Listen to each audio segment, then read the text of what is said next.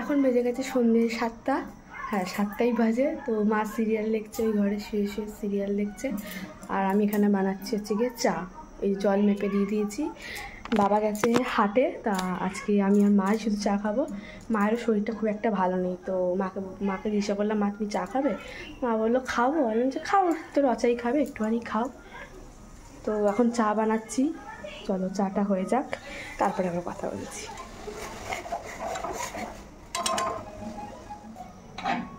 মায়ের জন্য হচ্ছে লিকার, আর আমি খাবো হচ্ছে গিয়ে দুধ চা।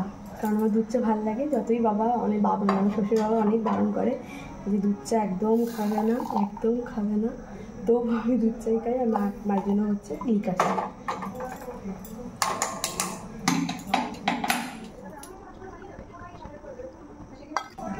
প্রথমে দেবো চিনি।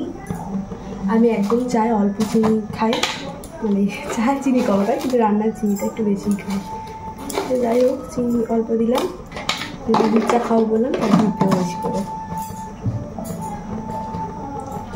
চায় অল্প চিনি আর অনেকটা দুধ দিয়ে খেতে আমার হেভি লাগে। তো সবসময় দুধের লাগে, গুঁড়ো দুধ, মানে লিকুইড দুধ না। তো 3 চামচ দুধ দেবো।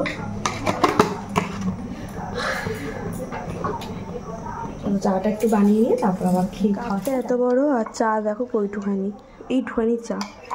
চা বেশি খাই না, চা এইটুখানি খাই। যখন গোলাচ্ছি তারপরে চা নিয়ে এসে গেছি। আর মাও খাচ্ছে চা, মা খাচ্ছে লিকার, আমি খাচ্ছি বললাম দুধ চা।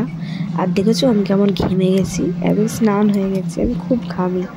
তো গরমে আবার চা খাচ্ছি। তো চলো চাটা খেয়ে একটু গা টা ধুয়ে ফ্রেশ হয়ে নিয়ে চুল বাঁধতে চলে এসেছি। দুদিকে দুটো বিনুনি করবো তাই। তো চলো বিনুনি করে নিই। আর জানো তো আমার বাবা এসেছিলো এই কিছুদিন আগে আমাদের জামাই ষষ্ঠী নিমন্ত্রণ করতে। তো বাবা তো চলে গেছে, তার এত কষ্ট হচ্ছিলো বাবার জন্য। কারণ বাবার সঙ্গে তো সবসময় থাকতাম, আমি করতাম যেরকম হয়। আর বাবা যখন চলে গেছে আমার প্রচণ্ড কষ্ট লাগছিলো।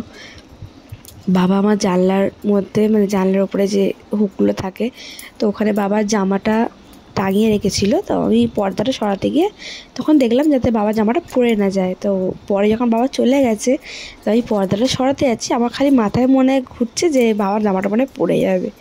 তো সেই মানে ওইটা ভেবে আমার এত কষ্ট হচ্ছিলো যে আমি কেঁদেই ফেলেছি।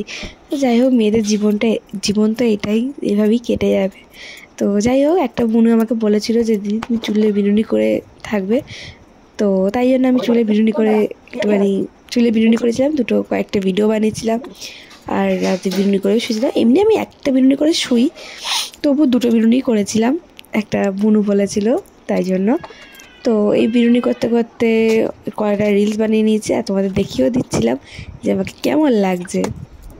তারপরে আমার বড় চলে এসছে, বড় মশাই এসে এই যে আমার সঙ্গে একটু খুনসুটি করছিল। খুনসুটি করতে করতে চান করতে চলে গেল। চান করে এসে খেয়ে দিয়ে আমরা শুয়ে পড়বো। তো এখন আমাকে বদমাশি করে দেখাচ্ছে পুষ্পা। তো যাই হোক, কাছ থেকে এসে আমার সঙ্গে একটু খুনসুটি করেও, সেটা আমার ভালো লাগে। তো যাই হোক, মিনি ব্লগটা এইটুখানি। ভালো লাগলে প্লিজ সাবস্ক্রাইব করবে, আর লাইক কমেন্ট করতে একদম ভুলবে না। তো টাটা, বাই বাই।